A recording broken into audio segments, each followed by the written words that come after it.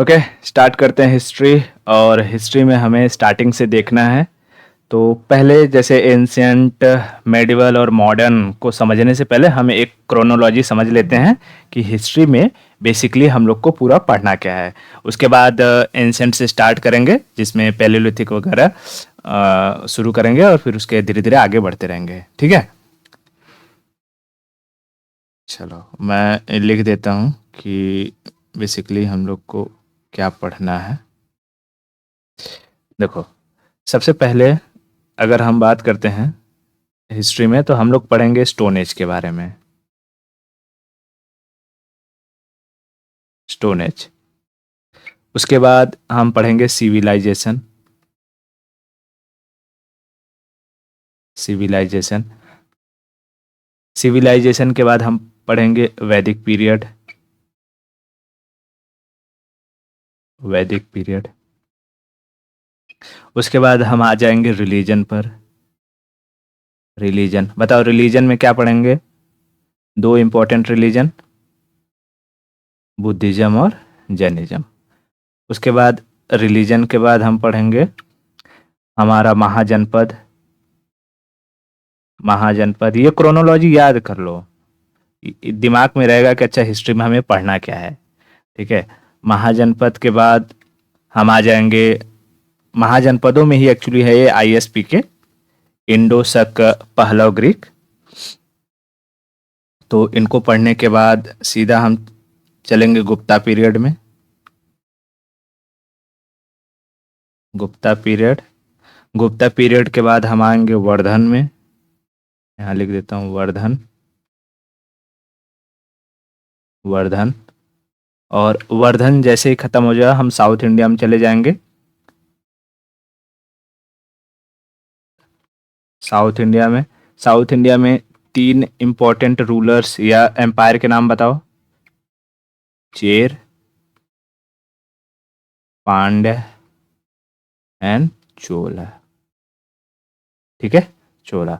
उसके बाद फिर से हम छोटे मोटे राजे रजवाड़ों को पढ़ेंगे, जैसे कश्मीर में। कश्मीर में कश्मीर में कारकेट है, लोहार है, उत्पल है, या यूं कहे उत्पल, कारकेट, लोहार। ठीक है। उसके बाद जब कश्मीर हम पढ़ लेंगे, कश्मीर के बाद हम आ जाएंगे चौहान डायनेस्टी में, जिसमें पृथ्वीराज चौहान के बारे में पढ़ेंगे। ठीक है, चौहान के बाद फिर हम पढ़ लेंगे दिल्ली सल्तनत। अब देखो, दिल्ली सल्तनत मैं दूसरे कलर से लिखता हूँ, दिल्ली सल्तनत। ठीक है, दिल्ली सल्तनत समझ लो, यहाँ से मुस्लिम इन्वेजन की शुरुआत हो जाती है। और इसके बाद सारे के सारे मुस्लिम आएंगे दिल्ली। दिल्ली के बाद हमारा मुगल, फिर ईस्ट इंडिया कंपनी, और लास्ट में हमारे फ्रीडम मूवमेंट हो जाएंगे। तो दिल्ली सल्तनत बहुत इंपॉर्टेंट होता है किसी भी एग्ज़ाम के प्रोस्पेक्टिव में, चाहे वो यूपीएससी हो, स्टेट पीसीएस हो, सब में यहाँ से सवाल पूछे जाते हैं। ठीक है।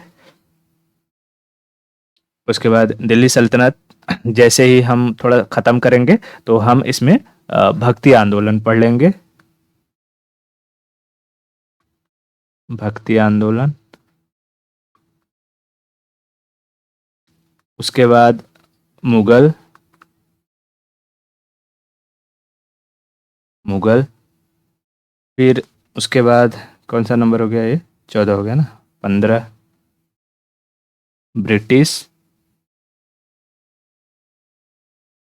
और लास्ट में आ जाएगा हमारा इंडियन फ्रीडम मूवमेंट।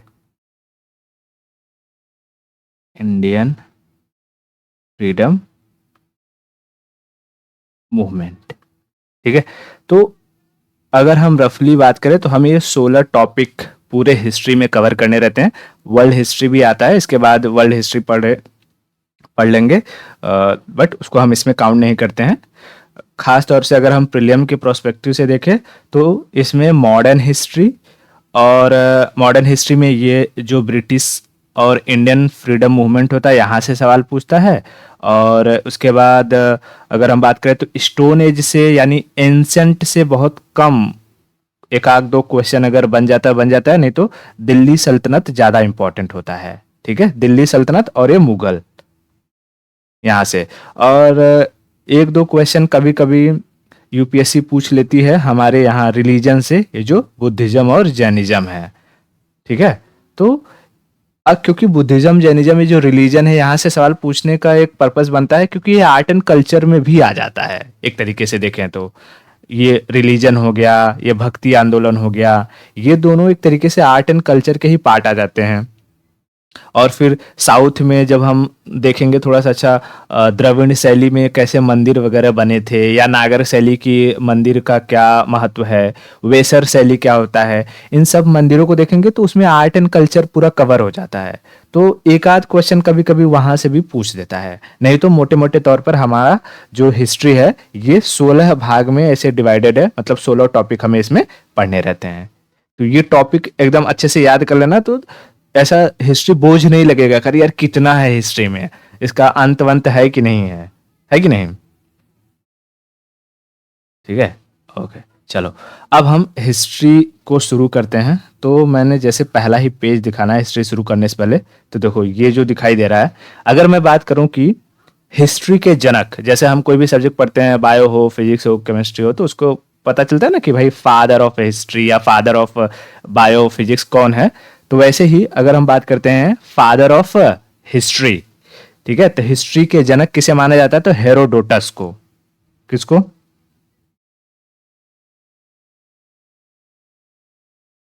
हेरोडोटस, ये हैं भैया हेरोडोटस, ठीक है, हेरोडोटस। हेरोडोटस इन्होंने एक किताब लिखी थी हिस्टोरिका। इनकी किताब का नाम क्या है? हिस्टोरिका इनकी किताब का नाम है, ठीक है। तो फादर ऑफ हिस्ट्री किसे कहते हैं?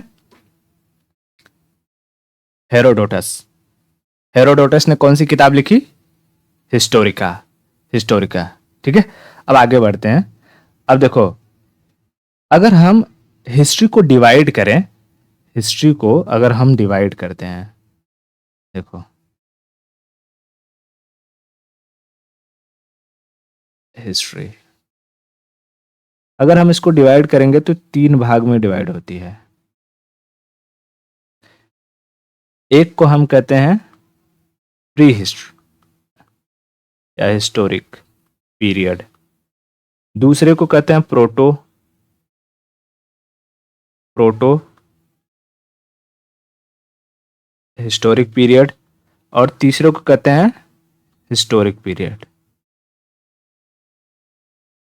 Historic period. अब सवाल ये आता है कि अच्छा ये 3 भाग क्यों डिवाइड किए गए, इतिहास को ही इन 3 भागों में क्यों डिवाइड किया गया, या प्री हिस्टोरिक क्या है, प्रोटो हिस्टोरिक क्या है और हिस्टोरिक क्या है, हम इनमें क्या क्या स्टडी करते हैं। अगर हमें ये पता चल जाए तो हमें ये बात समझने में आसानी हो जाएगी कि अच्छा हम इतिहास को इन 3 कालखंडों में क्यों डिवाइड करते हैं, है ना। तो देखो, जो इतिहासकार थे उनका मानना था कि इतिहास के बारे में हम कैसे पता करेंगे। मैं थोड़ा सा दूसरा पेज लेता हूं फिर बताता हूं उस पर। इतिहास के बारे में अगर हमें पता करना है तो हमारे पास कई एविडेंसेस हो सकती हैं। एक तो आर्कियोलॉजिकल आर्कियोलॉजिकल सोर्सेस या एविडेंसेस, यानी आर्कियोलॉजिकल मतलब वो जो खुदाई वगैरह करके निकालते हैं, पुरातात्विक अगर हमारे पास स्रोत हो तो उससे पता चल सकता है कि अच्छा हाँ, यहाँ पर कौन सी सिविलाइजेशन रही होगी, कौन से लोग रहे होंगे, किस तरीके का खाना खाते होंगे, कौन से कपड़े पहनते होंगे, है ना। तो इतिहास को जानने का एक ये सोर्स हो सकता है। दूसरा सोर्स क्या हो सकता है कि किसी के द्वारा लिखी गई कोई किताब हो, तो लिटरेरी एविडेंस उसको कहते हैं, लिटरेरी एविडेंस, या यूं कहें रिटेन सोर्स, रिटेन सोर्स, ये दूसरा तरीका हो सकता है। तीसरा और तरीका क्या हो सकता है कि कोई फॉरेन ट्रेवलर्स हो जो एक जगह से दूसरी जगह गया हो और उसने अपने एक्सपीरियंसेस कहीं लिखे हो, तो किताबें जो लिखी गई हो वो फॉरेन ट्रेवलर्स के द्वारा, या फॉरेन लिटरेचर जिसको हम कहते हैं, फॉरेन लिटरेचर। ये तीन सोर्सेस से हम इतिहास के बारे में आसानी से समझ सकते हैं। कौन कौन से तीन सोर्सेस हैं? आर्कियोलॉजिकल सोर्स, लिटरेरी एविडेंस और foreign literature. Are you getting my point?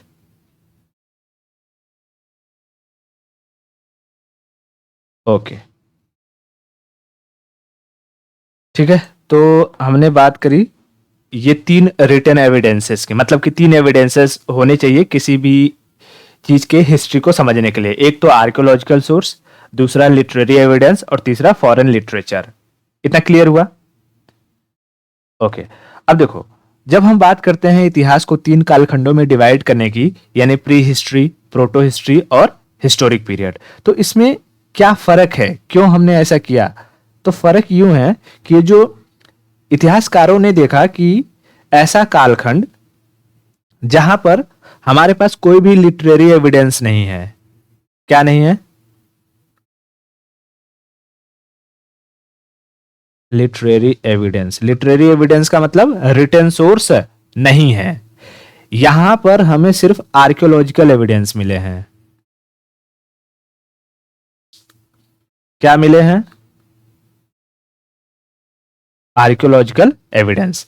तो ऐसा कालखंड जहां से हमें सिर्फ आर्कियोलॉजिकल एविडेंसेस मिल रहे हैं, कोई लिटरेरी एविडेंस नहीं मिल रहा है, उसे हमने कहा प्री हिस्टोरिक पीरियड। ठीक है। दूसरे में हमें देखा गया कि भाई यहां पर आर्कियोलॉजिकल भी मिले हैं, आर्कियोलॉजिकल मिले हैं और लिटरेरी भी मिले हैं, लिटरेरी भी मिले हैं। लेकिन ये जो लिटरेरी या रिटन एविडेंस है, इन्हें हम रीड नहीं कर सकते हैं, अनरीडेबल है। क्या है? अनरीडेबल, यानी हम रीड नहीं कर सकते। अभी समझाता हूं कि अनरीडेबल का क्या मतलब है।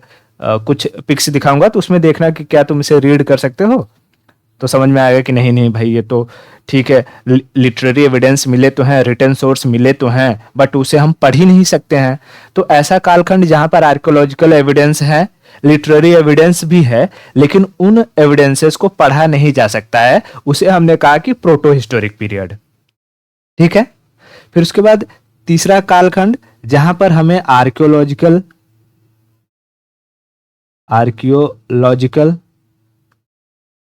और लिटरेरी दोनों ही मिले हैं। मतलब आर्कियोलॉजिकल एविडेंस तो मिले ही मिले, लिटरेरी एविडेंस भी है और ये रीडेबल है, इसे हम अच्छे से पढ़ सकते थे। ठीक है, रीडेबल है। और यहीं पर हमें फॉरेन कुछ लिटरेचर भी मिले हैं, फॉरेन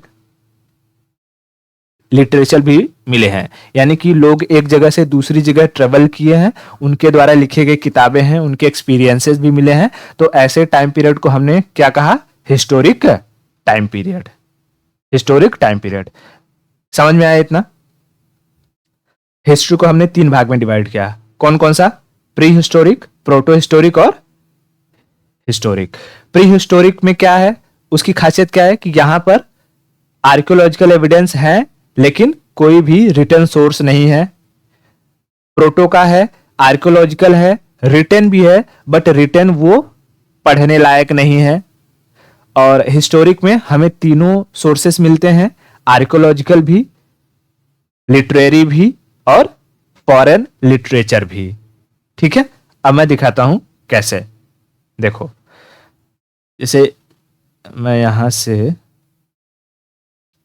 ये इमेज दिखाना चाह रहा हूं। ठीक है। अ,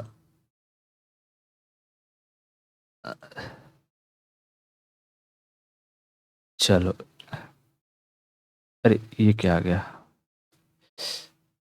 ये नहीं चाहिए हमें, हमें चाहिए ये ये दिखाई दे रहा है। देखो, इस पे चीजें लिखी तो हुई हैं, है ना, लेकिन ये क्या लिखा है किसको पता है? पता नहीं कौन कौन सा चिड़ै कौवा बनाया हुआ है, लेकिन इन चिड़ै कौवा का मतलब क्या है कुछ किसी को मालूम नहीं है। ये तो बच्चों वाला चीज हो गया कि जैसे छोटा बच्चा होता है, उस बच्चे को ये नहीं पता है कि अच्छा एप्पल क्या होता है, बनाना क्या होता है, लेकिन हम उसको चित्र दिखाते हैं और उसको बताते हैं कि देखो ऐसा दिखेगा, इसको एप्पल कहते हैं। ऐसा केला दिखेगा पीला कलर का, तो इसको केला ही कहते हैं। तो वो समझता है धीरे धीरे धीरे धीरे धीरे धीरे। लेकिन हमारे जो सारे के सारे जो आर्कियोलॉजिस्ट थे या जो हिस्ट्री को पढ़ने वाले थे, वो लोग इस बात को समझ नहीं पाए कि अच्छा वो चिड़ई बनाया तो ये कौवा का क्या मतलब है, वो किस चीज को कहना चाह रहा था। इन क्योंकि ये एक पर्टिकुलर सीक्वेंस में लिखे गए हैं, है ना, यहाँ पर कोई ना कोई चीज लिखी गई तो इनका कुछ ना कुछ मतलब होगा, लेकिन क्या मतलब है उस चीज को समझ ही नहीं पाए। तो उसको, उस कालखंड को उन लोगों ने रख दिया प्रोटो हिस्टोरिक पीरियड में। ठीक है। और आर्कियोलॉजिकल की अगर हम बात करते हैं तो आर्कियोलॉजिकल में देखो, यहां से अगर हम देखेंगे कि इंसान ने खुदाई किया, ये देखो हाँ, सिंधु सभ्यता तो देखा ही है। जैसे यहाँ पे हम इनको ले लेते हैं और यहाँ से ऐड कर लेते हैं। देखो ये दिखाई दे रहा है। अब कोई भी चीज होता है, हम उसको क्या करते हैं, खोदते हैं जमीन को, और जमीन खोदते खोदते पता चलता है कि वहां पर हमें कुछ लोगों के कुछ कंकाल मिल रहे हैं, स्केल्टन मिल रहे हैं। तो इस स्केल्टन के बेसिस पर हम पता लगाते हैं कि अच्छा इनकी हाइट क्या रही होगी, मेल रहा होगा फीमेल रहा होगा, इनका स्ट्रक्चर क्या रहा होगा। और जब पहले लोग बरी करते थे लोगों को, तो उनके आसपास बहुत सारी चीजें रखते थे। आज भी गांव में अगर हम देखते हैं तो जब लोग मर जाते हैं, हालांकि अब तो बहुत कम हो गया, लेकिन पहले, आज मुझे याद है कि जब लोग मर जाते थे तो हमारे गांव से बाहर एक ना तालाब हुआ करता था, और वहां पर बहुत मतलब ऐसा झाड़ झंकाड़ हुआ करता था, सब छोटे छोटे झाड़ियां हुआ करती थी, और वहां पर लोग ना उनकी चीजें जाकर रखते थे। जैसे मटका हो गया, मटके में कुछ कुछ भर करके उनके कपड़े वगैरह, अगर औरत मरी है तो चूड़ी वगैरह, सिंदूर वगैरह, सब चीजें एक जगह रख दिया करते थे। तो प्रीवियस टाइम में भी, एंशिएंट टाइम में भी जब लोग मरते थे तो उनको दफनाते टाइम ऐसा बड़ा बढ़िया गड्ढा वगैरह बना करके उनके आसपास हम देखेंगे कि चीजें रखी हुई मिलती हैं आज भी, जब अगर खुदाई होती है। तो इन्हें हम क्या कहते हैं, आर्कियोलॉजिकल सोर्स कहते हैं। और ये आर्कियोलॉजिकल सोर्स हमें तीनों पीरियड में मिले हैं, प्री हिस्टोरिक, प्रोटो हिस्टोरिक और हिस्टोरिक, तीनों ही पीरियड में मिले हैं। ठीक है। तो आई होप कि अब अभी ये जो प्री हिस्टोरिक, प्रोटो हिस्टोरिक और हिस्टोरिक ये पीरियड है, ये कालखंड, इसके बारे में समझ में आया होगा। ठीक है। ओके। अब देखो ये जो हिस्टोरिक पीरियड है, ये वाला, इसे ही यहां से हम तीन चीजों को पढ़ना शुरू करते हैं। यहीं से शुरू होता है हमारा एंशियंट, मेडिवल और जो है मॉडर्न। इसी में हमारे तीनों आते हैं। ठीक है, एंशियंट, मेडिवल और मॉडर्न। उसके पहले जो पढ़ते हैं, ये हमारा ऐसा कालखंड है जहां पर अभी इंसानी डेवलपमेंट हो रहा होता है ना, जिसमें इंसान अभी पहले, अच्छा वो एक ऐड आता था पहले मेंटोस का, उसमें एक गधा रहता है, हाँ, गधा रहता है, उसके ऊपर इंसान बैठा रहता है, वो मेंटोस को देखकर कहता है दद्दू फिर उसके बाद वो आदमी नहीं खाता है तो गधा मेंटोस खाता है, उसकी दिमाग की बत्ती जलती है और वो आदमी को गधा बना देता है ना। तो पहले इंसान वैसा ही था कि पहले वो चार पैरों पर चलता था, फिर धीरे धीरे उसका इवॉल्व हुआ, इवोल्यूशन होता है, फिर वो पत्थरों से आग वाग निकालेगा, फिर धीरे धीरे आगे बढ़ेगा, तो खेती करेगा, कंदमूल खाएगा, फिर खेती वगैरह करेगा, और फिर धीरे धीरे जाकर के एक इतिहास की शुरुआत होती है जिसे हम हिस्टोरिक पीरियड कहते हैं। क्लियर हुआ इतना? ओके। चलो अब हम शुरू करते हैं प्री हिस्टोरिक पीरियड में, कि हमें प्री हिस्टोरिक में अब क्या क्या पढ़ना है। ठीक है। अब देखो मैं इसको आगे ले लेता हूं। देखो प्री हिस्टोरिक,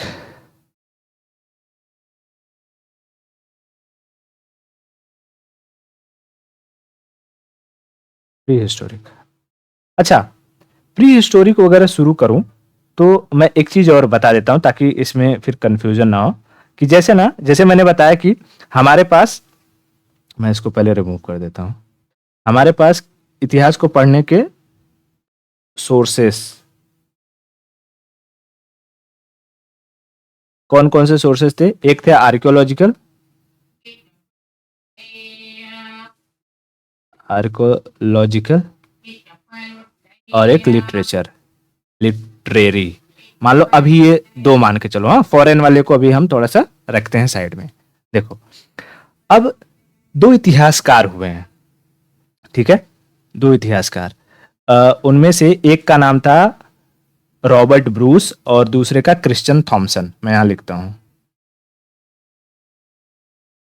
एक का नाम हुआ रॉबर्ट ब्रूस और दूसरे का नाम था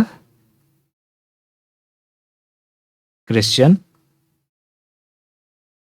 थॉमसन, ठीक है, क्रिश्चियन थॉमसन। इन दोनों ने अलग अलग कैटेगरी पर इस प्री हिस्टोरिक, प्रोटो हिस्टोरिक और हिस्टोरिक को बांटा है। जैसे जितने भी आर्कियोलॉजिकल सोर्सेस मिले, अच्छा, ये आर्कियोलॉजिकल सोर्सेस जब मिले होंगे तीनों कालखंडों के, तो कहीं न कहीं रखे गए होंगे, है ना? तो इन आर्कियोलॉजिकल सोर्सेस को, जैसे भारत में खुदाई हुई तो भारत में कोई म्यूजियम रहा होगा, इसी तरीके से पूरी दुनिया में जब खुदाई हुई होगी, जब अंग्रेज हर कॉन्टिनेंट पर छाए हुए थे, तो वहां से जो चीजें मिली होंगी अंग्रेज कहीं न कहीं चुरा करके यूरोपियंस ले गए होंगे। तो ये यूरोपियंस जब हर जगह खुदाई से निकली चीजों को लेकर के गए, तो कोपनहेगन, नाम सुना है? कोपनहेगन, कोपनहेगन डेनमार्क की कैपिटल है, मैं दिखाऊंगा अभी, ठीक है। कोपनहेगन में एक म्यूजियम था जिसको कहा जाता है ये क्या कहते हैं कि नेशनल म्यूजियम ऑफ कोपनहेगन या कोपनहेगन नेशनल म्यूजियम, ठीक है, कोपनहेगन नेशनल म्यूजियम। वहीं पर सारे एविडेंसेस को रखा गया है, ठीक है, वहीं पर सारे एविडेंसेस को रखा गया है। और वहां पर रखे एविडेंसेस को देख करके, ठीक है, वहां पर रखे एविडेंसेस को देख करके जो क्रिश्चियन थॉमसन थे, क्रिश्चियन थॉमसन, इन्होंने इन्होंने प्री हिस्टोरिक, प्रोटो हिस्टोरिक और हिस्टोरिक को तीन अलग अलग कालखंड में डिवाइड कर दिया। देखो, उन्होंने देखा कि जो प्री हिस्टोरिक पीरियड था, प्री हिस्टोरिक पीरियड, उसमें पत्थर मिले हैं। क्या मिले? पत्थर। तो उन्होंने प्री हिस्टोरिक को कह दिया स्टोन एज। समझ में आया? Stone age. उसके बाद फिर इन्होंने देखा कि जो प्रोटो हिस्टोरिक था, प्रोटो हिस्टोरिक, इसमें मिला है उनको ब्रोंज। ब्रोंज, अच्छा, ब्रोंज क्या है? Bronze is nothing but the copper plus tin का मिश्रण होता है, उसे ब्रोंज कहते हैं, ठीक है। तो इन्होंने प्रोटो हिस्टोरिक को नाम दे दिया ब्रॉन्ज एज, ब्रॉन्ज एज। और उसके बाद तीसरा इन्होंने कैटेगराइजेशन कर दिया हिस्टोरिक को आयरन एज। हिस्टोरिक को उन्होंने क्या कर दिया? आयरन एज में कैटेगराइज कर दिया। समझा? तो कहेगा कि आर्कियोलॉजिकल एविडेंसेस के बेसिस पर इतिहास को तीन अलग अलग कालखंडों में किसने डिवाइड किया है? तो क्रिश्चियन थॉमसन ने, ठीक है, क्रिश्चियन थॉमसन ने, क्रिश्चियन थॉमसन ने। इतना क्लियर हुआ? ओके। और इतिहास को रिटेन या लिटरेरी एविडेंसेस के बेसिस पर, लिटरेरी एविडेंसेस के बेसिस पर, यानी प्री हिस्टोरिक हो गया, प्रोटो हो गया और हिस्टोरिक हो गया, इसके बेसिस पर तीन कालखंडों में किसने डिवाइड किया? तो वो किया ब्रूस ने, रॉबर्ट ब्रूस ने, ठीक है, रॉबर्ट ब्रूस ने, रॉबर्ट ब्रूस ने, ठीक है। अब देखो, इतना क्लियर हो गया? ओके, ये देखो, ये जो रॉबर्ट ब्रूस थे, रॉबर्ट ब्रूस थे, ये एक जियोलॉजिस्ट थे, ठीक है, भूगर्भ वैज्ञानिक, जियोलॉजिस्ट। याद रखा, कोई कभी कभी पूछता है कि रॉबर्ट ब्रूस क्या थे, तो जियोलॉजिस्ट थे, रॉबर्ट ब्रूस जियोलॉजिस्ट थे। हाँ, बस ये दो चीजें याद रखना, फिर उसके बाद हम आगे बढ़ते हैं। कि हो सकता है कि कभी कभी किसी एग्जामिनेशन में पूछ दे कि अच्छा, आर्कियोलॉजिकल सोर्सेस के बेसिस पर जो एविडेंसेस मिले, उस पर इतिहास को तीन कालखंडों में किसने डिवाइड किया? तो क्रिश्चियन थॉमसन ने। मैं दिखा देता हूं इसका, देखो, क्रिश्चियन थॉमसन और रॉबर्ट ब्रूस। ठीक है, ये दिखाई दे रहा है, who classified the three ages, ये है रॉबर्ट ब्रूस, ठीक है, रॉबर्ट ब्रूस। और दूसरा अगर हम बात करेंगे, क्रिश्चियन थॉमसन, डेनमार्क के कोपनहेगन संग्रहालय की सामग्री के आधार पर पाषाण, कांस्य और लौह युगीन, यानी कि वही स्टोन एज, ब्रॉन्ज एज और आयरन एज, इसे हम त्रियुगीन विभाजन कहते हैं। इसको किसने किया? तो क्रिश्चियन थॉमसन ने। समझ में आ रहा है?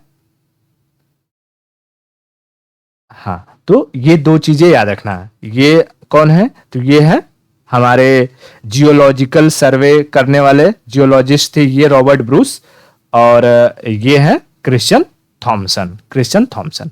इतना क्लियर? चलो अब हम आगे बढ़ते हैं।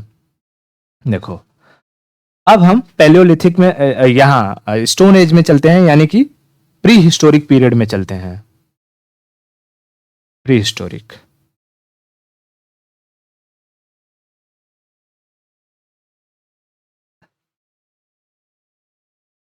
Pre historic. अब देखो, अगर कोई पूछेगा कि अच्छा बताओ प्री हिस्टोरिक पीरियड की क्या खास बात है, तो क्या बताओगे?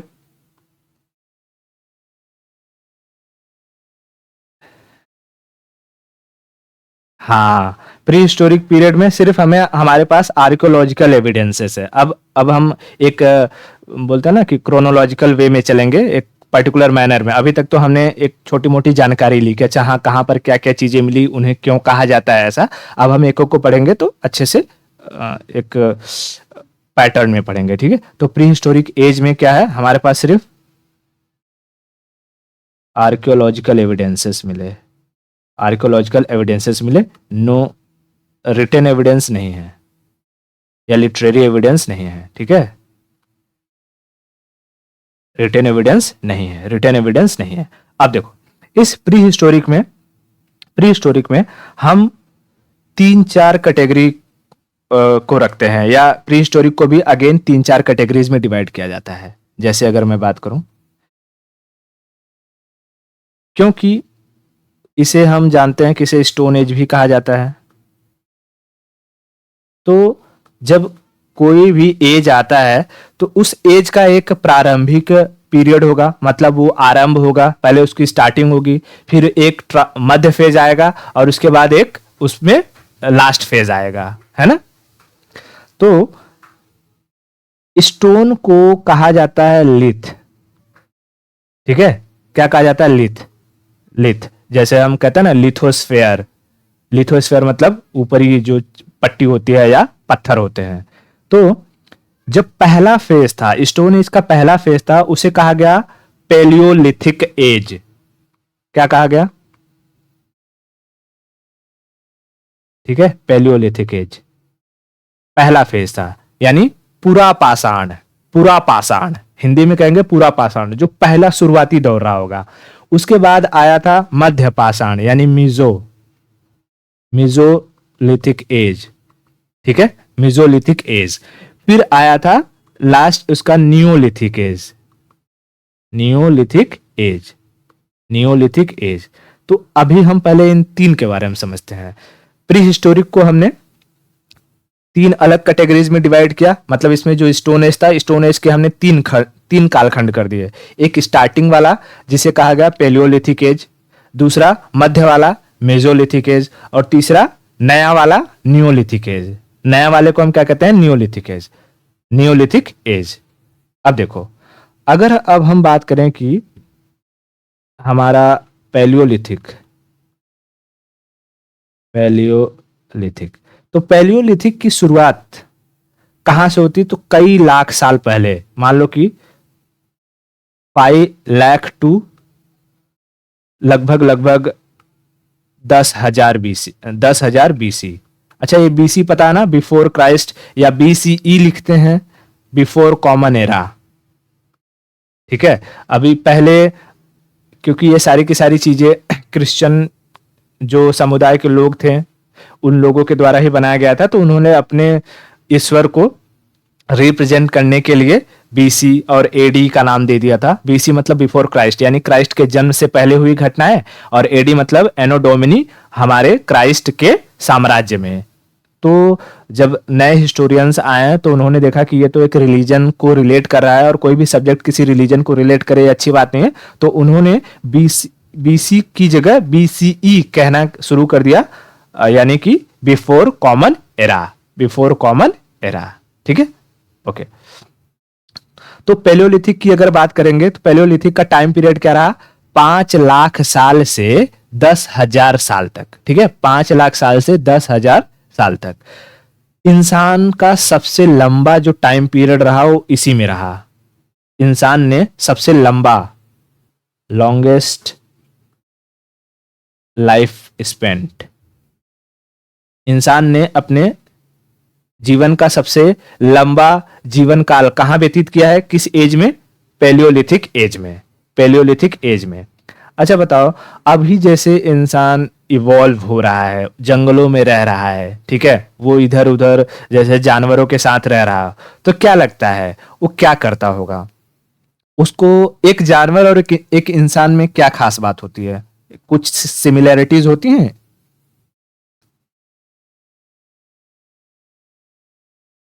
हाँ, अगर मैं कहूं कि ह्यूमन और एनिमल्स, एनिमल्स में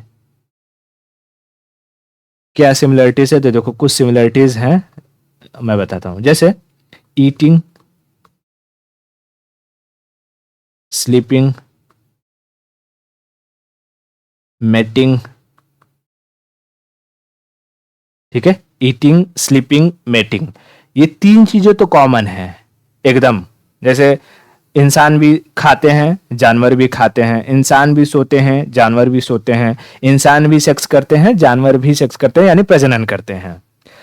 इंसानों को जानवरों से बेहतर बनाता है कोई चीज, तो एक होता है कॉन्शियसनेस, है ना, कॉन्शियसनेस,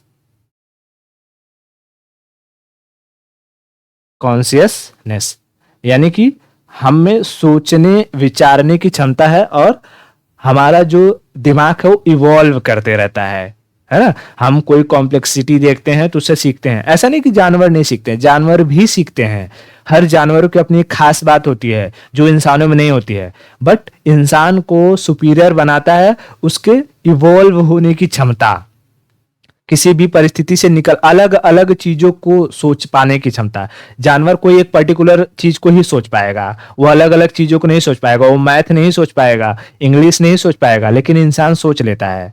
तो पैलियोलिथिक एज का जो इंसान था उसे भी 2 ही चीजों से मतलब हुआ करता था, एक ईटिंग,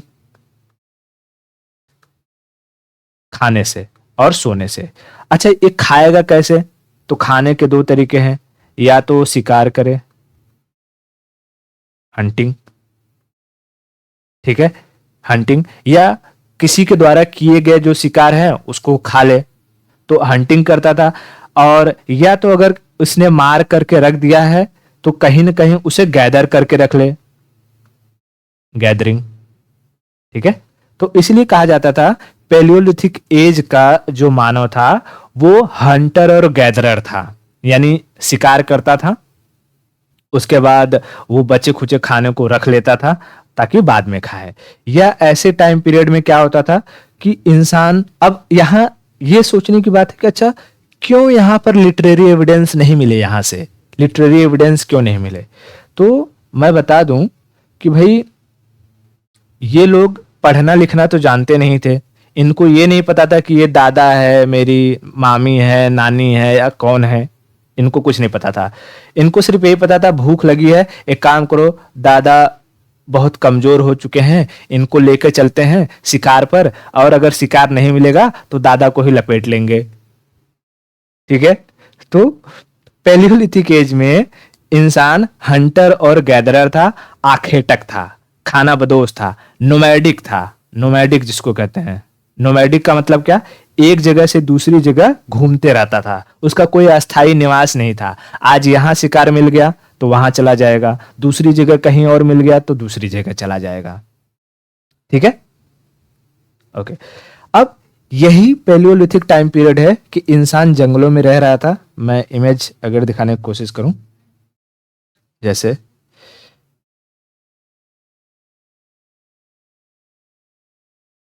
यहां देखो, ठीक है, मैं इसको बड़ा करता हूं। देखो, जैसे इंसान जंगलों में रह रहा है, मस्त बढ़िया चिल कर रहा है।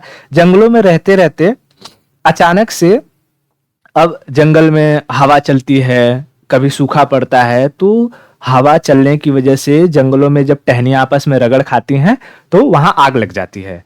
और आग लगेगी तो जो भी जानवर होंगे वो जानवर भागेंगे इधर उधर, कुछ जानवर जल जाएंगे, है ना।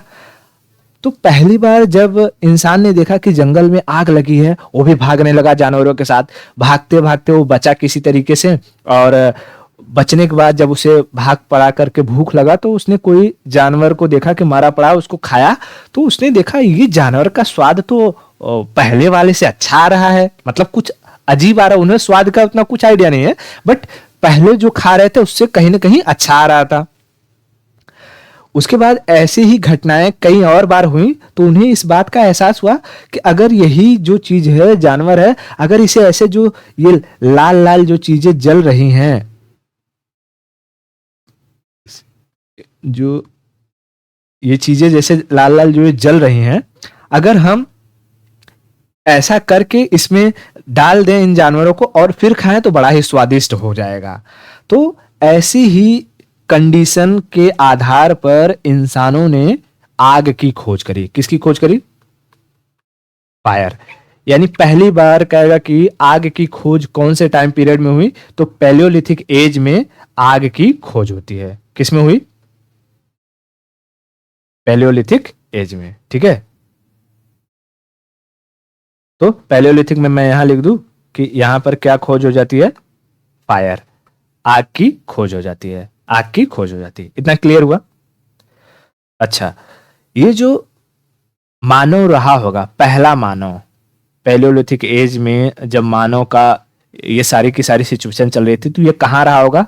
तो ये अफ्रीका में पाया गया, अफ्रीका कॉन्टिनेंट में। क्यों ऐसा? तो वहां की सिचुएशन भी बताऊंगा। अभी मैं क्लाइमेटिक चेंज के बारे में बताऊंगा कि अच्छा ऐसी क्या सिचुएशन थी कि पैलियोलिथिक एज में इंसान खेती नहीं कर पा रहा था, या खेती करने लायक, खेती करने के लिए भी कंडीशन होना जरूरी है कि नहीं है? क्लाइमेटिक कंडीशन होना जरूरी है कि नहीं है? जरूरी है। अब भाई अगर क्लाइमेटिक कंडीशन नहीं रहेगा, जैसे अगर मैं लिखूं क्लाइमेट, जैसे मान लो कि ये भारत है और भारत का ये कोस्ट है, ये उड़ीसा है, ठीक है, उड़ीसा। बात बताओ, उड़ीसा में या बंगाल में हम ज्यादातर किस चीज की खेती देखते हैं?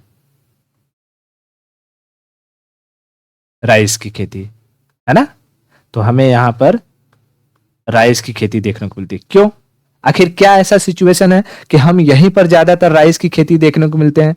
तो हमें पता है राइस उगाने के लिए पानी की बहुत जरूरत होती है, पानी नहीं रहेगा राइस उग नहीं पाएगा। और बंगाल हो गया, उड़ीसा हो गया, ये सारे कोस्ट पे पानी की उपलब्धता रहती है, साइक्लोन आते रहते हैं, बाढ़ बूढ़ा आते रहता है, बढ़िया वो लोग खेती करते हैं और खेती में चावल उगाते हैं और चावल के साथ मच्छी दबा के खाते हैं, ठीक है।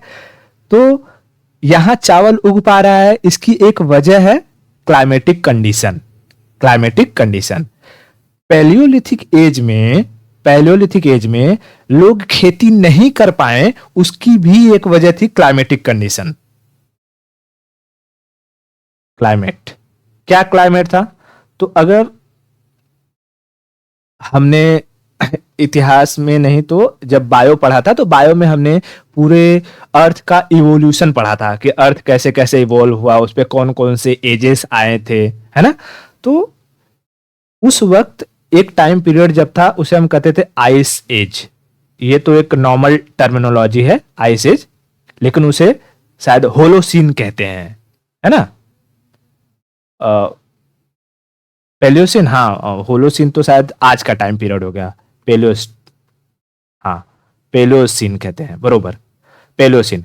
तो पेलियोसिन का टाइम पीरियड चला था जहां पर धरती का जो मैक्सिमम एरिया था मैक्सिमम मान लो धरती है तो धरती पे ये इक्वेटर है, तो यहाँ तक पूरी बर्फ जमी हुई है, यहाँ तक पूरी बर्फ जमी हुई है, ठीक है, बर्फ जमी हुई है। लेकिन ये पैलियोसीन का भी तो एक टाइम पीरियड रहा होगा कि ये जब से चला होगा, फिर धीरे धीरे क्लाइमेटिक कंडीशन सुधरी होंगी और ये बर्फ धीरे धीरे धीरे पिघल करके ऊपर बढ़ी होगी, ऊपर बढ़ी होगी, ऊपर बढ़ी होगी, और यहाँ जाकर के आज जो हम देखते हैं आर्कटिक और अंटार्कटिक तक ये सिमट चुकी है ना। हाँ, और लेकिन आज के इंसानों के एक्ट के द्वारा ये भी देखा जा रहा है कि अब अंटार्कटिक और आर्कटिक भी पिघल रहे हैं, तो इसकी वजह से रसिया तो खुश हो रहा है। रसिया मतलब ऐसे कंट्री जो आर्कटिक के पास होंगे, उन्हें तो लगेगा कि भाई जितना बर्फ पिघल जाए हमारे लिए जमीन उतना मिल जाएगा, थोड़ा सा हमारे लिए ठंडी कम हो जाएगी, अच्छा हो जाएगा, तो उनके लिए क्लाइमेटिक कंडीशन तो ठीक होंगे। लेकिन जब वो बर्फ पिघलेंगे तो बर्फ पिघल करके जाएंगे कहाँ? आसमान में तो जाएंगे नहीं, आएगा समुंदर में, तो समुंदर में आएगा, ओशियन में, तो जितने भी देश होंगे जो कोस्ट के पास होंगे वो डूबेंगे, उनके लिए खतरा हो जाएगा, है ना। तो ऐसे ही उस वक्त में भी क्या हुआ होगा कि जब ये पैलियोसीन एज रहा होगा, पैलियोसीन एज, उसका जब आखिरी पड़ाव आया होगा, तब इंसान धीरे धीरे इवॉल्व हुआ होगा। और आखिरी एज आने का मतलब ये नहीं है कि खेती करने लायक कंडीशन आ जाएगी, वहां पर भी ठंड इतनी होगी कि भाई तुम खेती कर ही नहीं पाओगे, कुछ उगा ही नहीं पाओगे। तो उस वक्त का क्लाइमेटिक कंडीशन यही था। पैलियोसीन का आखिरी फेज चल रहा था, ठंड बहुत ज्यादा थी, टेम्परेचर कम थी, खेती करने लायक सिचुएशन नहीं थी, इसलिए पैलियोसीन एज में इंसान खेती नहीं कर पाया। लेकिन वहां पर आग की खोज हो गई। इतना क्लियर हुआ? ओके, तो बताओ, अगर पूछेगा कि बताओ, अब मैं एक अगर समराइज करना चाहूं पैलियोसीन इसका पैलियोलिथिक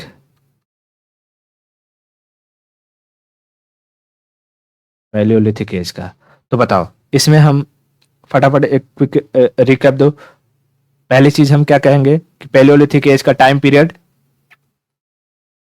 5 लाख से 10,000 BC। दूसरी चीज इंपॉर्टेंट, इंसान हंटर और गैदरर था। इंसानों ने किसकी खोज करी? आग की खोज हो गई। क्या यहां पर एग्रीकल्चर होता था? एग्रीकल्चर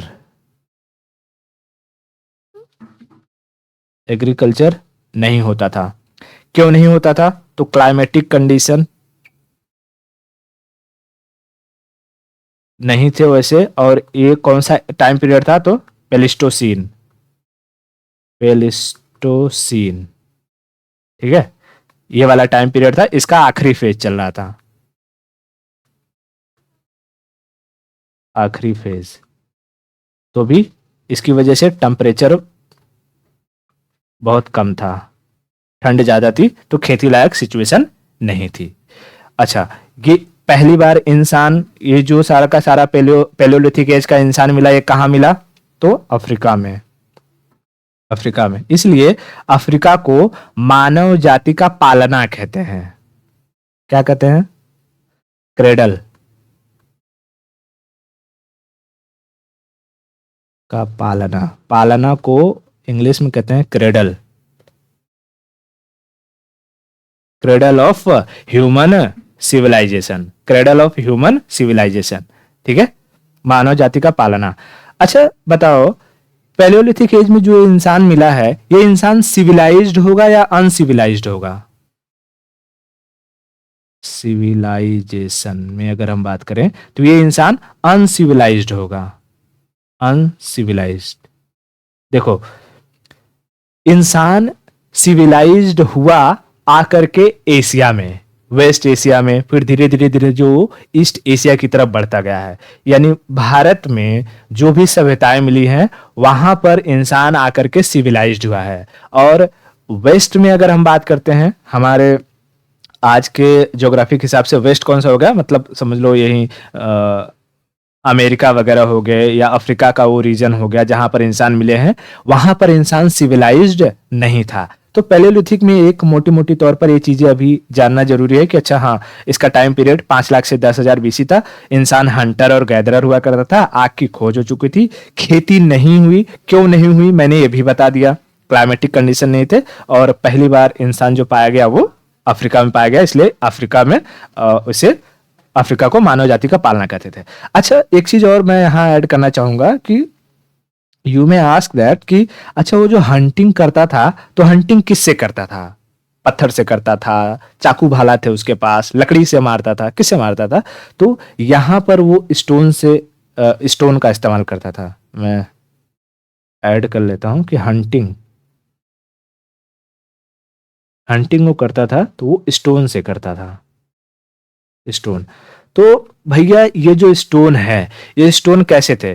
क्या ये स्टोन ऐसे ऐसे छोटे छोटे तीर की तरह थे, या ऐसे ऐसे हथियार बने हुए थे, कैसे थे? या बड़ा बड़ा हथियार था, बड़ा बड़ा स्टोन था, कैसा था?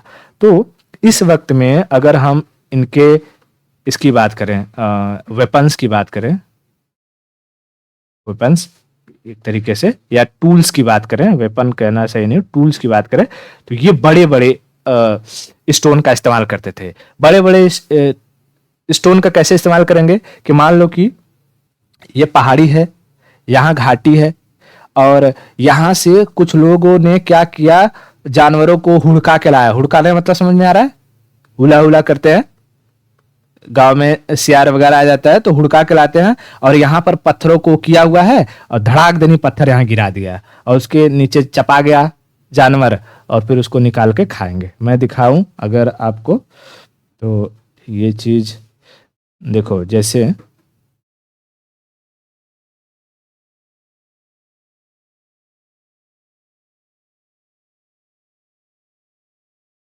यहाँ देखो, इतने बड़े बड़े उस वक्त के हाथी हुआ करते थे।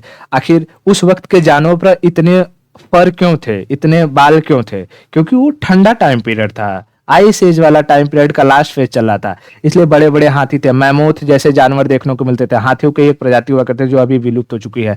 तो इन्हें कैसे मारेंगे? तो यहाँ पर दिख रहा है कि ये छोटे छोटे लिए हुए हैं, लेकिन ये छोटे छोटे नहीं, ये छोटे छोटे आएंगे मेजोलिथिक एज में। उन्हें छोटा करा जाएगा पत्थरों को, फिर इनके खाल को उतारा जाएगा। पहले ये खाल को उतारते नहीं थे, मैं दिखाता हूं कैसे नहीं उतारते थे।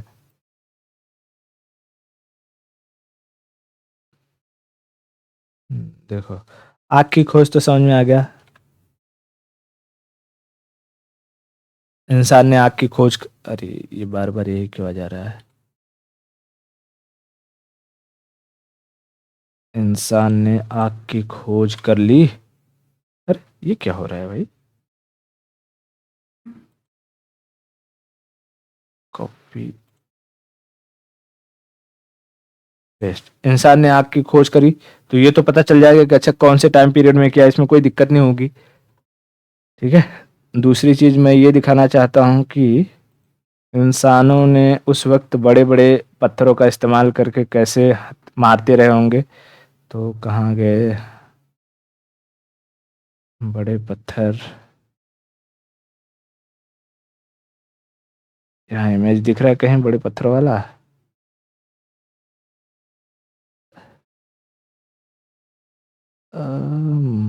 लगता है निकल गया कहीं। वैसे तो मैंने लगाया हुआ था, बट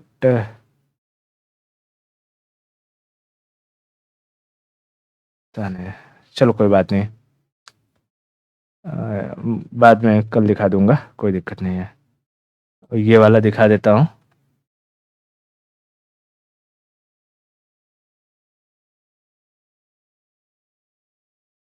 जैसे ये रहा हमारा स्टार्टिंग का मानव अफ्रीका के जंगलों में, जैसे कैसे यहाँ है सारे के सारे जानवर, इन लोग को पकड़ के कूच काच के ऐसे मस्त एंजॉय करते थे, पार्टी बनाते थे सब। ठीक है।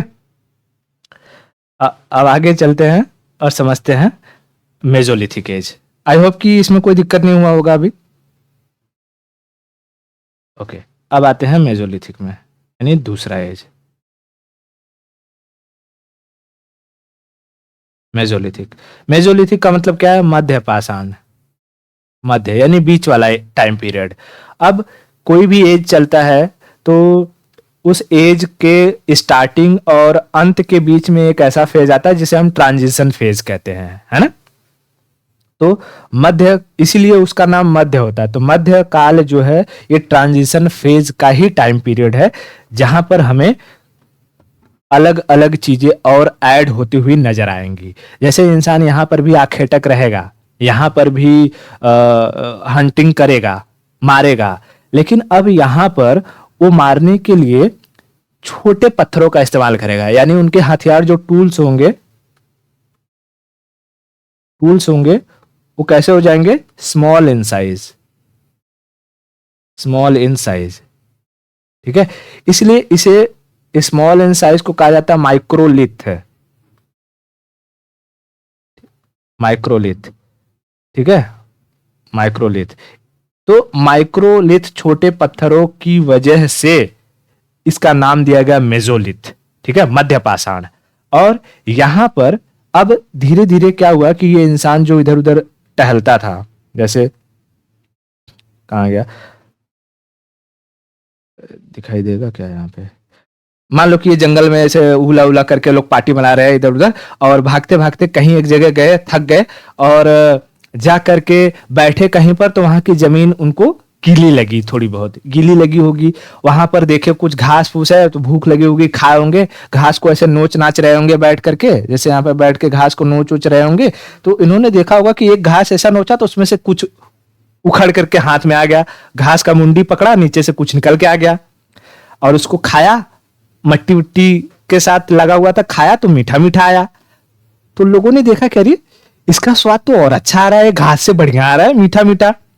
और बाद में उसको खा करके फेंक दिया उधर ही। उसके बाद कुछ टाइम बाद फिर से देखा तो फिर से वही निकल के आया। उन लोग को लगा कि अरे ये जो खा रहे हैं, ये खा करके ऐसे हम लोग छोड़ के चले गए थे, फिर से निकल के आ गया।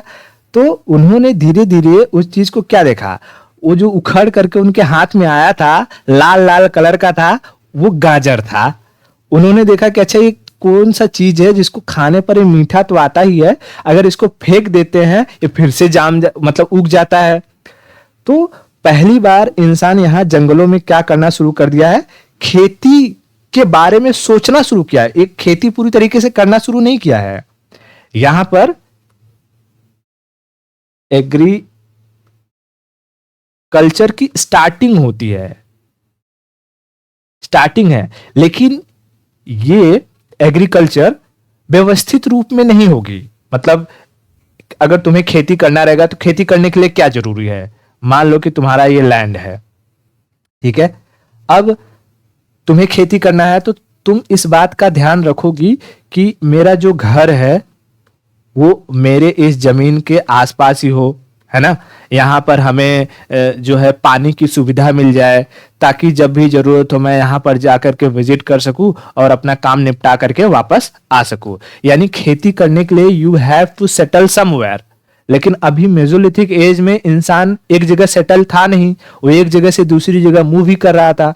तो वो जंगलों में कोई चीज उगा है उसे खा करके फेंक दे रहा है, जाम गया तो वापस कहीं चला गया है, वापस से आकर के वहां पर देखेगा उसको मिल जाएगा खाने को, खा लेगा, उसे हम खेती नहीं कहेंगे। बट हाँ, एक अंडरस्टैंडिंग कह सकते हैं कि अच्छा खेती का जैसा स्वरूप उन्हें देखने को मिला होगा कि ऐसा ही हम कुछ कर सकते हैं, जिसका साक्ष्य हमें न्यूलिथिक एज में जाकर मिलेगा। समझा? तो पहली बात तो मेसोलिथिक का, जैसे अगर हम टाइम पीरियड कहेंगे तो मेसोलिथिक का टाइम पीरियड हमारा 10 से 6000 के आसपास का टाइम पीरियड था। 10, इसका टाइम अगर मैं बात कर दूं, टाइम क्या हो जाएगा, वो कितना था हमारा 5 लाख से 10,000, तो ये हो जाएगा 10 से 6000 बीसी। ठीक है, 10 से 6000 बीसी का टाइम पीरियड आ जाएगा, 10 से 6000 बीसी का टाइम पीरियड आ जाएगा। ठीक है, तो इसमें मेसोलिथिक एज में क्या होगा, इंसान टूल का इस्तेमाल करेगा, छोटे पत्थरों का। उसके बाद खेती के कुछ हमें एविडेंस देखने को मिलते हैं, बट क्या ये खेती व्यवस्थित तरीके से थी? नहीं, ये व्यवस्थित तरीके से नहीं थी। यही मेसोलिथिक एज में इंसानों ने अपने लोगों को, जो डेड बॉडी होती थी, वहां पर क्रीमेट करना शुरू किया। क्रीमेशन यानी जलाना या दफनाना, जलाना। ठीक है, जलाने के एविडेंस भी हमें मिलते हैं कि मेसोलिथिक एज से जलाने की प्रक्रिया शुरू हुई। अच्छा, किसी चीज की, किसी रिचुअल्स की अगर शुरुआत होती है तो क्या वह अचानक से बड़े पैमाने पर फैल जाएगी कि उसको फैलने में टाइम लगेगा? टाइम लगेगा। जैसे मान लो कि आज के टाइम में अगर हम बात करें करंट से रिलेट करने की, कि जो लिविंग है, लिव इन लोग शादी से पहले एक दूसरे के साथ रह रहे हैं, लिव इन, ये लिव इन अभी क्या बहुत बड़े पैमाने पर फैला हुआ है या अभी कहीं कहीं शहरों में देखने को मिलता है? कहीं कहीं देखने को मिलता है। लेकिन जब अभी हमारी जनरेशन आज से 15 साल 20 साल बाद अगर देखेंगे तो ये बड़े पैमाने पर फैल जाएगी, है ना? तो इसका मतलब ये नहीं होगा कि आज से 15 साल 20 साल बाद ही लिव इन के हमें एविडेंस देखने को मिलेंगे। उसके एविडेंस तो अभी भी हमें देखने को मिल रहे हैं। उसी तरीके से क्रीमेशन के जो एविडेंसेस थे वो हमें मेसोलिथिक एज से भी देखने को मिले हैं, लेकिन इसका बड़े पैमाने पर इस्तेमाल होता है नियोलिथिक एज में। ठीक है, हाँ। तो मेसोलिथिक एज की अगर हम बात करें तो इसमें हमें क्या करना है? मेसोलिथिक में नंबर 1 इसका टाइम पीरियड,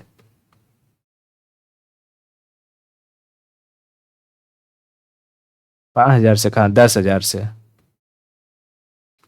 10,000 से 6,000।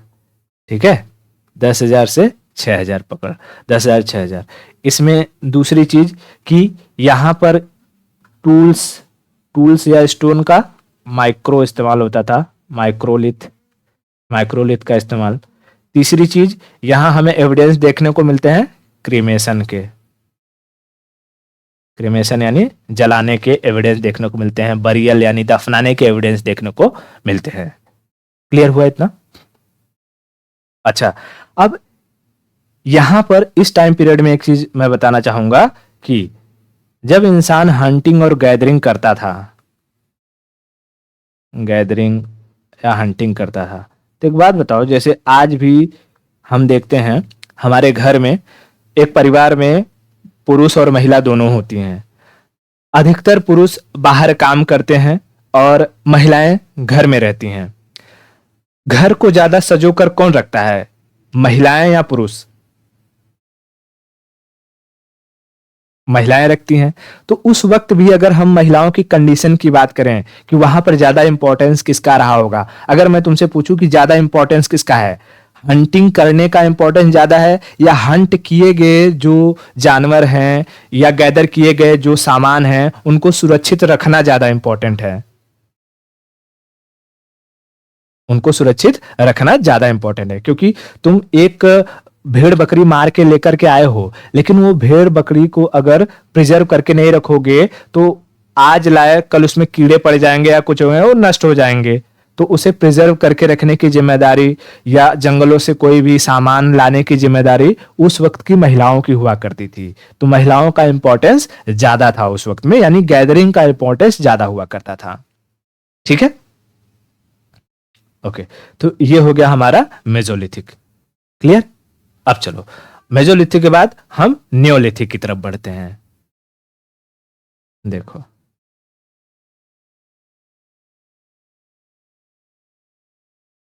नियोलिथिक यानी नवपाषाण काल, नवपाषाण काल। ठीक है, यहां पर हमें पहली बार इसका, अच्छा टाइम पीरियड की अगर बात करें, टाइम पीरियड तो 6,000 BC ऑनवर्ड्स। ठीक है, 6,000 BC के उधर तक, आगे तक जितना भी टाइम पीरियड है वो न्यूलिथिक में आ जाएगा। इसका कोई ऐसा फिक्स नहीं है कि हाँ चलो 3,000 ले लेते हैं या 2,000 ले लेते हैं, अपनी सहूलियत के लिए लेना रहेगा तो ले लेंगे, लेकिन हाँ हिस्ट्री में ऐसे ही चलता है।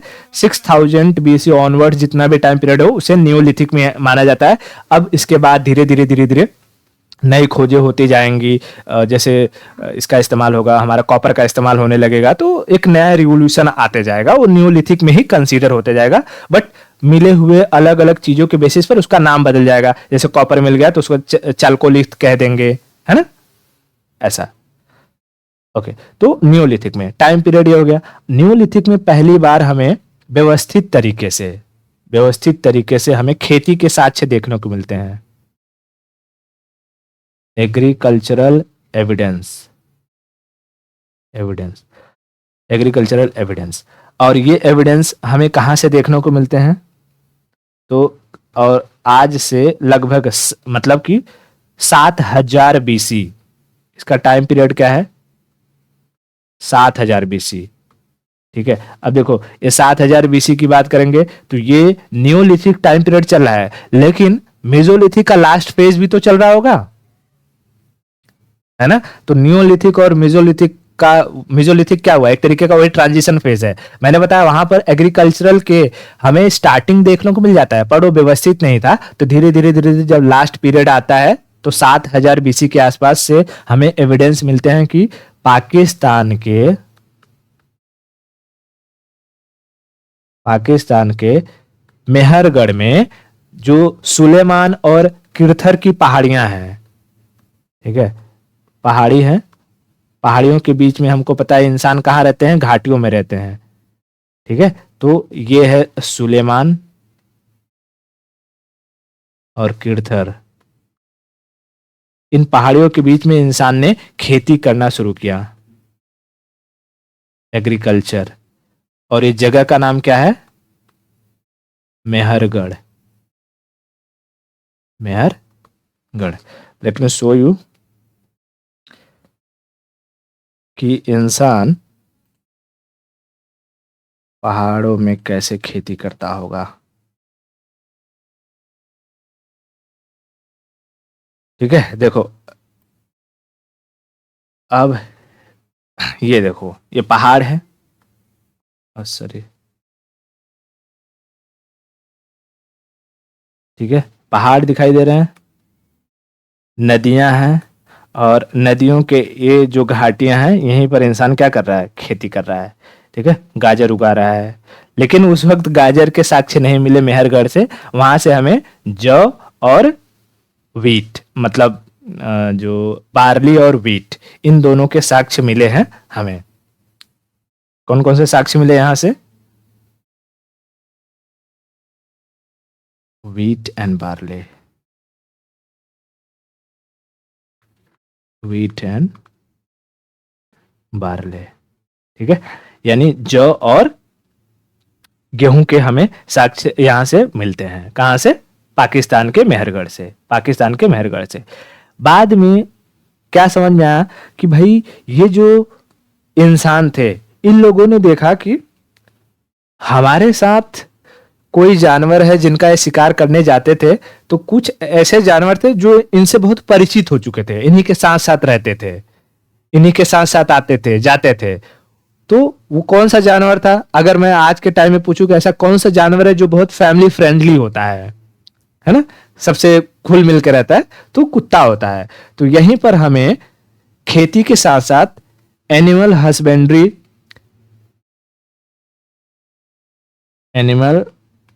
हस्बेंड्री या डोमेस्टिकेशन हस्बेंड्री के भी साक्ष्य देखने को मिलते हैं, जिसमें कुत्ता या डॉग पहला जानवर होता है जो इंसानों के द्वारा पाला जाता है। ठीक है, इंसानों के द्वारा पाला जाता है। अब ये इस बात का ध्यान रखना कि इंसान इस टाइम पीरियड तक गाय भैंस से परिचित नहीं था, कि हाँ गाय है, भैंस है, घोड़ा है, बकरी है, इन सबसे परिचित नहीं था। लेकिन पहला जो जानवर माना जाता है कि इंसानों के साथ रहा हो, कौन सा रहा होगा, कुत्ता रहा होगा। ठीक है, कुत्ता रहा होगा। अब जब ये सारी की सारी चीजें यहाँ पर उगाएंगे, खेती करेंगे, मान लो वीट और बार्ली की अगर मैं खेती करवाऊं, तो वीट और बार्ली जब खेती करोगे तो रखने के लिए कुछ न कुछ चाहिए कि नहीं चाहिए, रखने के लिए भी चाहिए, है ना।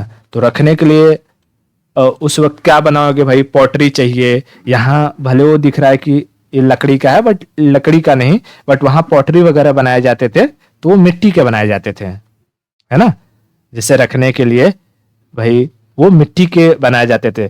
तो मिट्टी को अचानक से तो उन लोगों ने बनाया नहीं होगा कि हाँ चलो ऐसा कर देते हैं, बढ़िया हुंडा कुंडा टाइप बन जाएगा, उसमें रख देंगे। पहले मिट्टी को लिए होंगे या किसी भी तरीके से ऐसा किए होंगे, फिर कुछ कुछ करके डेवलप किए होंगे, ऐसा किए होंगे, फिर कुछ कुछ उसमें करके ऐसा बनाए होंगे, फिर धीरे धीरे करके उनका साइज बढ़ाए होंगे, तब जो जो अनाज को रखने वाला कोई एक नया आकार दिए होंगे, है कि नहीं।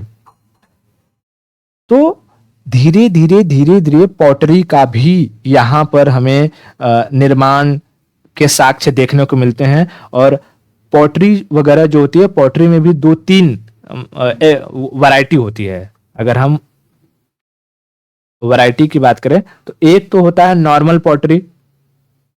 नॉर्मल जैसे अगर गांव में देखा होगा तो जब कोई इंसान मरता है तो मरने के बाद उसके लाश के आसपास लेकर के ऐसे मटका घूमते हैं ना, उसमें पानी भरा रहता है और ये मटका रहता है, तो ये सादा मटका रहता है, ठीक है, तो इसे हम पॉटरी कहेंगे। लेकिन अगर हमें किसी को गिफ्ट देना है या गांव घर में हमारे जो अचार वगैरह रखने के लिए रखा जाता है, बरनी वगैरह, तो उस पर हम देखते हैं बाहर क्या हुआ आता है, नक्काशी किया गया रहता है ना। हाँ, तो जब किसी भी पॉटरी पर नक्काशी कर दिया जाए तो उसे हम कहते हैं मनका, ठीक है, बीट्स, मनका।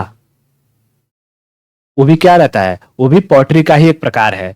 तो यहां पर हमें न्यूलिथिक एज से हमें नॉर्मल पॉटरी जो होगी, क्योंकि ये पॉटरी मिट्टी की बनी है, तो मिट्टी की बनी हुई चीजों को हम कहते हैं टेराकोटा। टेराकोटा, तो टेराकोटा यानी मिट्टी से बने पॉटरी और कलरफुल पॉटरी जिसको हम मनका कहते हैं, उसके भी एविडेंस हमें देखने को यहां से मिलती हैं। समझ में आया? मिलती है। इतना क्लियर हुआ? ओके, तो मैं अगर एक बार इसको समराइज करूं न्यूलिथिक एज को, देखो न्यूलिथिक में बताओ, न्यूलिथिक की पहली खास बात, पहले अगर हम टाइम की बात कर लेते हैं, 6000 ऑनवर्ड्स, ठीक है। उसके बाद यहां पर एग्रीकल्चर, एग्रीकल्चर के साथ एनिमल डोमेस्टिकेशन या हस्बेंड्री, ठीक है। उसके बाद यहाँ हमें पॉटरी, पॉटरी देखने को मिलते हैं, ठीक है। और यहाँ अब अगर हम बात करें कि यहाँ पर एग्रीकल्चर देखने को मिल गया, तो यहाँ का जो क्लाइमेटिक कंडीशन रहा होगा, क्लाइमेटिक कंडीशन रहा होगा वो कैसा रहा होगा, तो पेलिस्टोसीन जो था वो खत्म हो चुका था, धीरे धीरे अब टेम्परेचर बढ़ा होगा, इवोपरेशन हुआ होगा, नमी आई होगी, और नमी आने के साथ ही खेती जैसी सिचुएशन बनी होगी। तो न्यूलिथिक टाइम पीरियड से जो क्लाइमेटिक कंडीशन की शुरुआत हुई उसको हम कहते हैं होलोसीन, और आज तक होलोसीन में ही इंसान जिंदा रह रहा है, होलोसीन ही चल रहा है, ठीक है, होलोसीन।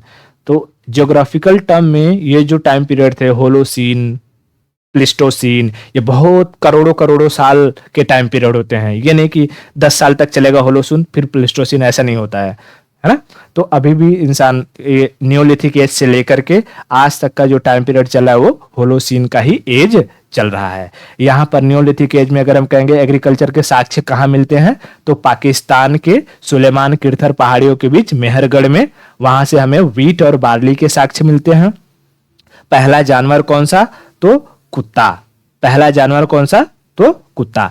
आगे मैं और भी बताऊंगा कि धीरे धीरे और भी एविडेंसेस जब मिले हैं तो पता चलता है कि मेहरगढ़ से पहले भी 8000 साल पहले, जैसे मेहरगढ़ में मिला 7000 साल पहले, लेकिन 8000 साल पहले की अगर हम बात करें, 8000 बीसी के टाइम पीरियड में भी खेती के एविडेंस मिलते हैं जो उत्तर प्रदेश से मिले हैं, लेकिन वहां पर व्हीट के नहीं चावल के एविडेंस मिलते हैं। तो बाद में पता चला भाई ये जो 7000 साल वाला था ये डेटा अभी पुराना हो गया, अभी जो 8000 पहले वाला मिला है वो डेटा को अपडेट करो। तो उसके बारे में भी हम देखेंगे, मैप पर देख लेंगे अच्छा चीजें कहां कहां पर मिली है। लेकिन फिलहाल आज के लिए ये तीनों टाइम पीरियड समझ में आए, हमने क्या क्या किया आज का, कोई भी इसमें कोई दिक्कत है? अगर हम बात करते हैं, यहां से हमने हिस्ट्री को डिवाइड किया सोर्सेस के बेसिस पर, आर्कोलॉजिकल सोर्स थे, लिटरेरी सोर्स थे, रॉबर्ट ब्रूस ने किस पर डिवाइड किया था, क्रिश्चियन थॉमसन के बारे में हमने देख लिया। उसके बाद आर्कोलॉजिकल सोर्स क्या होते हैं। अच्छा, ये चीज़ अगर हम बात करते हैं, जैसे कि मैंने बताया नहीं इसको कहते क्या है, तो जब हम बच्चों को पढ़ाते हैं किसी भी चीज को दिखा करके, उसका चित्र दिखा करके, तो उसे हम कहते हैं ना, हम उन्हें एग्जैक्टली बता नहीं, लेकिन उसकी भावना को रिप्रेजेंट कर रहे हैं, भाव चित्र को बता रहे हैं। जैसे केला का चित्र दिखाया तो भाव, केला का एक भाव है, तो उसे हम कहते हैं भाव चित्रात्मक, भाव चित्रात्मक, है ना। इंग्लिश में इसको क्या कहते हैं, हिंदी में तो हो गया ये भाव चित्रात्मक है, इंग्लिश में वो टर्मिनोलॉजी यूज होता है, मुझे अभी क्लिक नहीं हो रहा है टर्मिनोलॉजी का, वो बाद में देख लेंगे क्या। बट ये जो एविडेंस मिले उसे हम भाव चित्रात्मक शैली कहते हैं, जिसे पढ़ा नहीं गया है, ठीक है। तो आई होप ये सारी की सारी चीजें समझ में आ गई होंगी। अगर इतना क्लियर है तो आज के लिए इतना रखते हैं, और बाकी की जो स्टोरी रहेगी, जो आगे इसकी कहानी होगी, वो हम लोग नेक्स्ट लेक्चर में देखेंगे, ठीक है।